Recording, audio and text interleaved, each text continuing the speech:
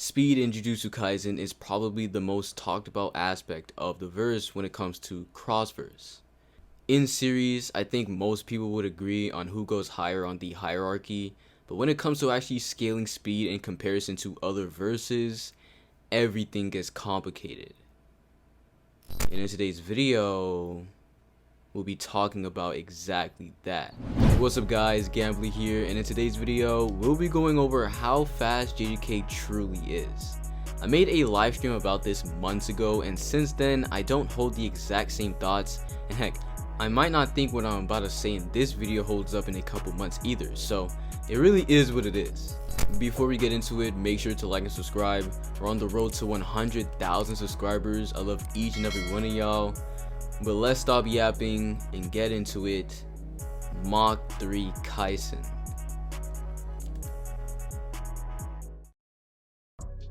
While thinking about how I want to structure this video, I came to the conclusion that we have to talk about the author's intention. After all, the reason why we have all these conversations about speed in JJK is because we ignore what Gege is trying to put into his story. I personally do not like this way of consuming manga. I mean, why are you reading a story and trying to find out a different interpretation other than what Gege is trying to tell you? This would obviously be different if I'm talking about narrative analysis or something, but we're talking about power scaling here. Dude, if Gege intends for his characters to be this certain amount of speed, why are we trying to argue against him? This reminds me of what Stan Lee said, and he was talking about power scaling and how whoever wins in a fight is dependent on the author. So with that being said, what was Gege intending to do with his story? How fast were sorcerers supposed to be? It is a consistent fact in the story that characters who are super fast are compared to sonic speeds. I think the first mention of this benchmark of speed was piercing blood in Shibuya. When Choso was charging it up and he shot it, it says, "The condensed blood of convergence is shot through a single point. The blood, now reinforced with cursed energy, is said to exceed the speed of sound." This was of course to emphasize how fast the attack was. Hey guys, look, this guy's shooting blood at the speed of sound. Isn't that super fast? And so almost every time piercing blood is used, it's called fast because yeah, it's the speed of sound. That's supposed to be fast in JJK. If you want more proof of why sound speed is supposed to be fast in JJK, we have Naoya. Now, Naoya is the son of Naobito, and Naobito is hailed as the fastest sorcerer. So I won't say that Naoya is supposed to be equal to Naobito, but Naoya does have a top speed that has to be talked about. Naoya and Naobito share the same curse technique, projection sorcery, and with it, they can stack their speed over and over and over again. It was this ability that allowed them to become the fastest sorcerers in JJK, other than people will go into in a second. And during his fight with Maki, Naoya actually stacked to his limits.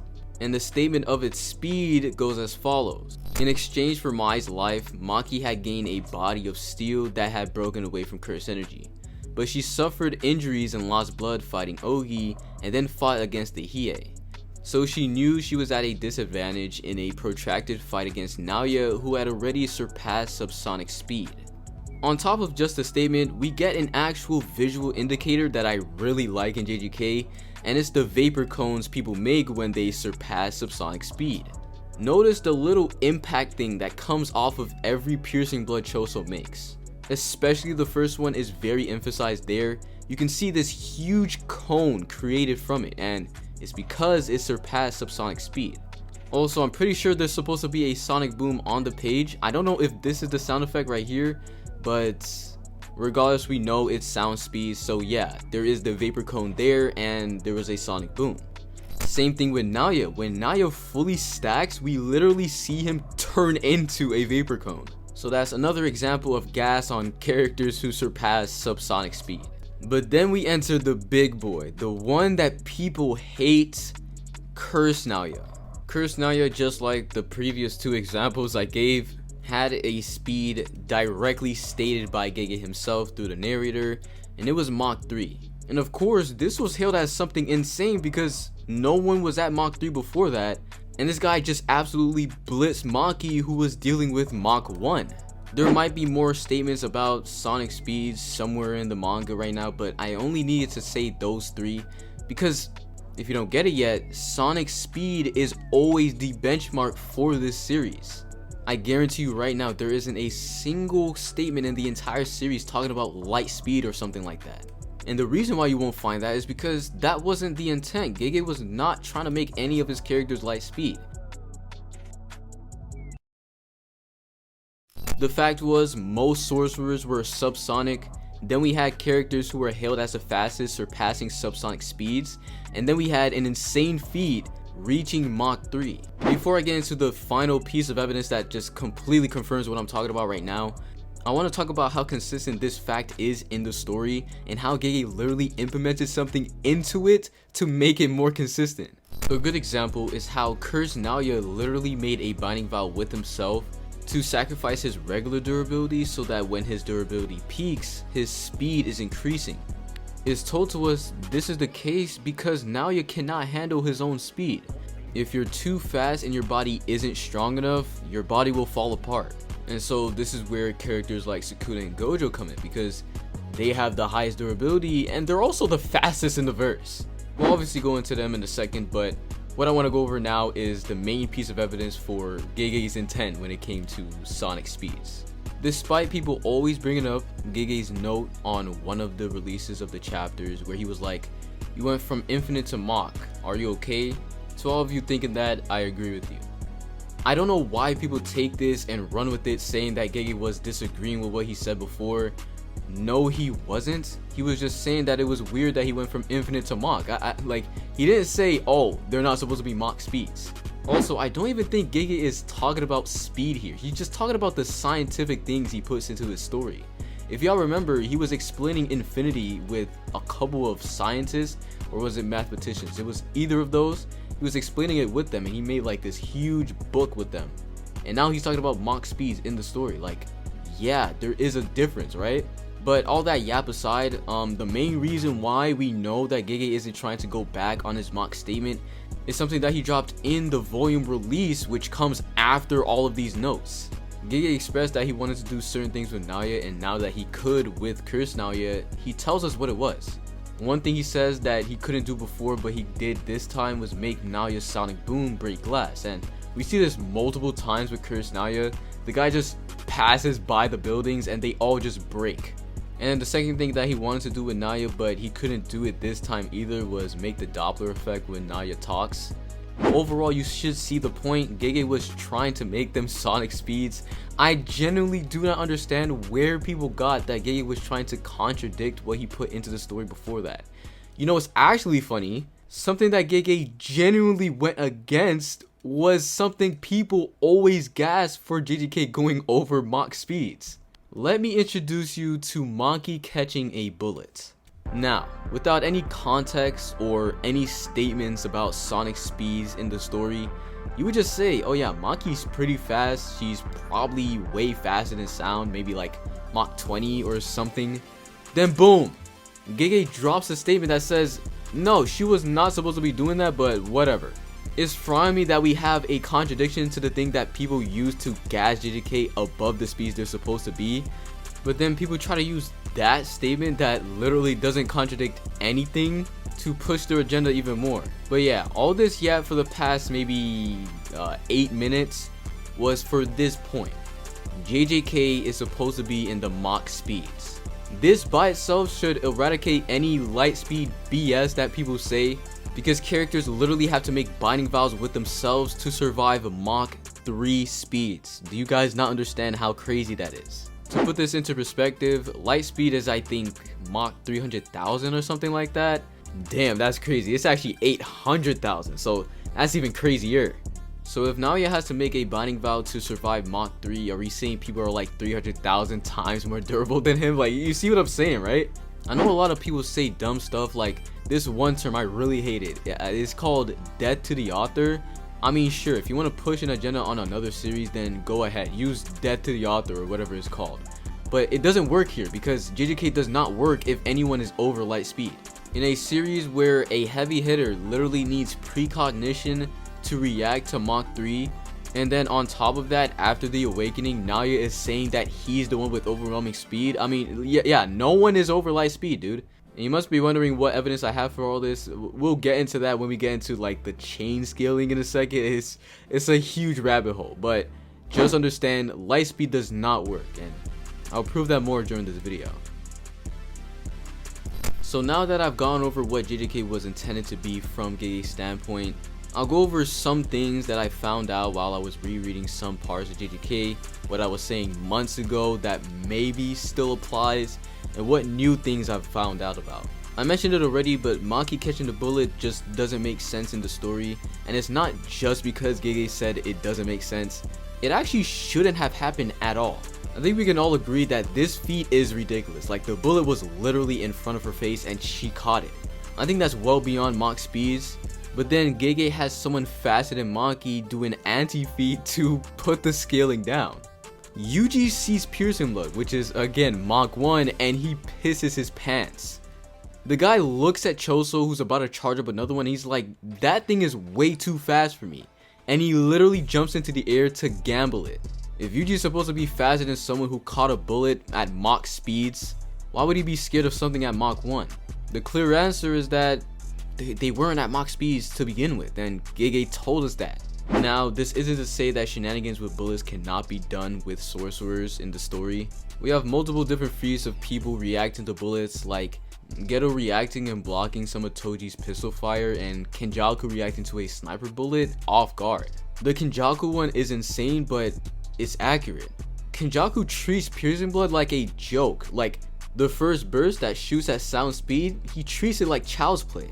And so it would make sense for him to treat other things at that same tier speed the same way. What I will have you guys understand is that when characters move around things or react to things, they don't scale to that specific speed. A good example of this is Naoya dodging piercing blood. According to all the calcs, that should be like Mach 20 speed or something like that, right? But no, we know he's not at Mach 20 or even Mach 1 because he has to stack fully to get there. Another example is Naoya again. Cursed Naoya was faster than Mach and he yells it out, but Mach is able to dodge and maneuver around him because she has insane speed but also the tools to do so.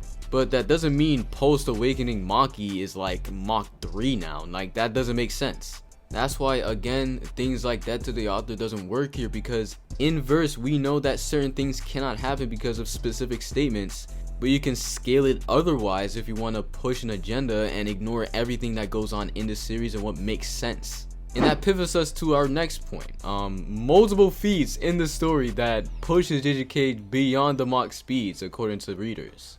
This all started because of lightning. In chapter 186, Kashimo shoots lightning at Jackpot Hakari. He looks at it, moves, and lets it hit his arm. Well, not really lets it hits his arm because he can't really dodge it, but you get the point. It looks like he reacted to it, and I agree, he did react to it. But there's a couple things that goes into it. First off, his curse energy is described to be like electricity. More importantly, this is just a cursed energy lightning bolt. If you take it at face value, this lightning should be like Mach, what was it, like 300 or something like that? And then Hakari reacts to it, but then Maki a couple chapters later gets blissed by Mach 3. It doesn't add up, and so what it has to be is that the lightning isn't as fast as real lightning. I think this is pretty consistent because we have something that happens 20 chapters after this that is just insane. Kenjaku is fighting Yuki, and Yuki creates a freaking black hole. And with it, she's about to literally just eat up Kenjaku, and he's in the middle of spaghettification. He's in the middle of being turned into spaghetti.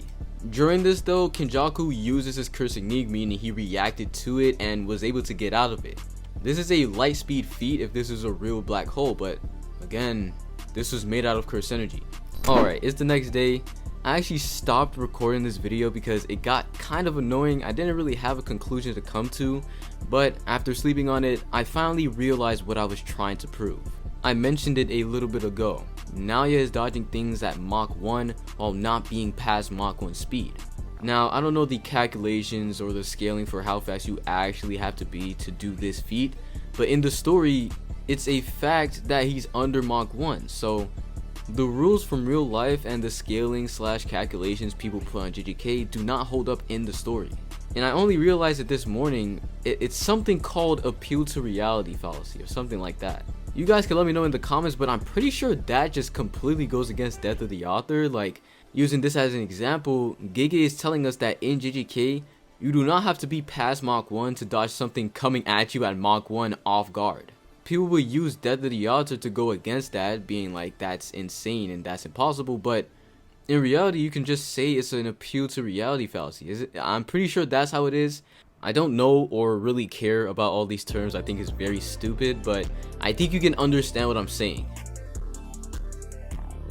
With that little interruption out of the way, we can go back to what I was doing before, talking about different feats that gas JJK characters way beyond what they're supposed to be. And next I want to get into EM waves. The first thing I want to say is, obviously, again, this is with Kajimo, and we already talked about how it was cursed energy, and so technically speaking it's just not going to reflect the real thing. But if you don't want to cop out with that, we can talk about how fast the actual thing is in the story. When Kashimo shoots the EM wave at Sukuna, Sukuna uses a world cutting slash, and it rips through the EM wave, outspeeding it by going way farther than it did in less amount of time. So now we know at the very least world cutting slash and EM waves are at the same speed, light speed as other people say. And then Mach, which we've been talking about this entire video, dodges a world cutting slash. I don't really know why people think this isn't a world cutting slash. It's very obviously that. First off, Gege makes it very clear when he's using a world cutting slash. Never before this fight does Sukuna use chanted dismantles like people are trying to say he uses. Think of it from the author's perspective. Why would he put this unique set of words for anything else other than world cutting slash? It's clearly an indicator of it. And then people love to ignore what Yuji says about world cutting slash. He can't complete the hand signs with only his right arms. This means the Sukuna we saw before does not need 3 arms to shoot a world cutting slash. Even though I find it very cool that that might have been the case, it's just not. And we also see Sukuna specifying the world cutting slash's trajectory. I mean, yes, this is a world cutting slash, and Maki, who was literally stated to not be Mach 3, dodges it. This means either A, the EM waves that Kashimo is shooting aren't as fast as light, or B, they're as fast as light, but Maki just grew, I think, maybe 300,000 times faster during the time skip. Outside of how ridiculously stupid B sounds, we have proof that this is just not the case. I always talk about this, but this actually works a ton with this video. So all of you guys know about Sukuna racing Yuji and the other sorcerers around him when Higuruma got the Executioner Blade. This was after he found out that everybody got more durable, and he wanted to find out if everyone got faster. First off, I think it's kind of telling that Sukuna decides to literally foot race them instead of just fighting them to find out, what is that thing called? Combat speed? Yeah, bro. I remember me streaming and people calling me out about travel speed versus combat speed. I always just found it funny because Gege isn't thinking like that. Clearly, Sukuna running away and testing their travel speed isn't proof enough. The Naoya thing is brought up again because projection sorcery doesn't only increase the amount of speed you're going just in a line, it increases your speed in your movements. And so when Naoya peaks at Mach 1 speed in a straight line, he has Mach 1 speeds when he's doing everything else. I had to mention that because I know there's going to be people talking about it in the comments, but yeah, that's another thing that JJK has that doesn't apply to the real world, and it doesn't have to. We're reading a series about a 4-armed guy fighting a guy who can eat other people. Like, you know what I'm saying, bro? Come on. Anyways, going back to it, Sukuna races everyone, and then he notices, yeah, Yuji did not get faster. This was the same Yuji who was keeping up with Maki a month earlier, so if Maki got 200,000 times faster, yeah, I hate to break it to you, Maki would have been able to blitz Yuji like, I don't even know how many times. But that's just not how it works, and we know that's not how it works. It's the heavy hitters for a reason. So Maki increasing her speed 200,000 times her speed for pre-time skip is out of the question. But there's also the fact that Maki cannot get any faster or stronger because she has the heavenly restriction. That's a whole rabbit hole in itself, but the synopsis is that Maki peaked at Sakurajima Colony, and all she can do now is just get more skilled with her weapons. I don't remember any other feat that people try to use to gas JJK over their Mach speeds, but now I want to talk about the top of the verse, Gojo and Sukuna. First off, this goes without saying, Gojo and Sukuna are relative in stats, so Whatever speed feat Sukuna shows, Gojo can do, and vice versa. With that being said, the main feat I've been waiting to talk about is Sukuna blitzing the crap out of Maki. You guys have to understand how crazy this is. First off, again, Maki was just reacting to Mach 3 Naoya not being faster than him, but being able to because of her precognition. Her precognition works against literally everything. I don't know why people were trying to say it was only against Naoya. It would be really dumb if that was the case, but her precognition can essentially just read the air to predict whatever is moving at her. By the way, with this power, Yarame literally blew onto the air cold curse energy. She could not react and she got absolutely blitzed. Take that as you will, but let's go back to Sukuna. Sukuna again is relative to Gojo, but that was at his full power. Against Maki, you guys don't even understand the amount of stuff he went through. Sukuna is not only at half of his curse energy because of the Gojo fight, his curse energy output has been dropping tremendously. Yuji was putting in work in the domain, and so much work. Sukuna's just there at the end of the domain taking all of their hits, talking about how low his curse energy output has fallen, and he has to literally shoot a world cut and slash out of desperate measures. The only reason why he survived was because of Megumi. And so after all of that, Maki stares at Sukuna, shoots a couple pillars at him. Sukuna grabs his nuts and literally disappears from Maki's sight. And in the next page, he grabbed her head and threw her out of the building. Unironically, the last time this happened was Toji doing that to Megumi, and Megumi was comparing Toji to Sukuna. This is just blatant evidence that Sukuna is well beyond Mach 3 speed. So Sukuna and by extension Gojo are both well past that, and I actually have them at maybe Mach 10 or something. The reason for Mach 10 was because of this little multiplier skill I had before. It was essentially the theory that you needed to be at least 2 to 3 times faster than someone to blitz them. This explains the reason why Naoya isn't getting blitzed by Piercing Blood, because in his completely unstacked form, he could Perception Blitz Yuji, and Yuji was overwhelmed by Piercing Blood's speed, so it kind of adds up. But the biggest proof was that Naoya surpassed subsonic speed, and then Maki was fighting relative with him, and then she got blitzed by Mach 3. And so for Sukuna to be able to blitz someone who could react to Mach 3, they should really be beyond anyone else in the verse, so Mach 10 is a great one for them. So now we reached the end of the video. We know now that Ugege intended for his sorcerers to be at the Mach speeds. Gojo and Sukuna are of course well beyond the verse. Certain metrics and calculations created by real life people do not apply to JJK. And there's just so much more I talked about in this video, but let me know you guys' thoughts.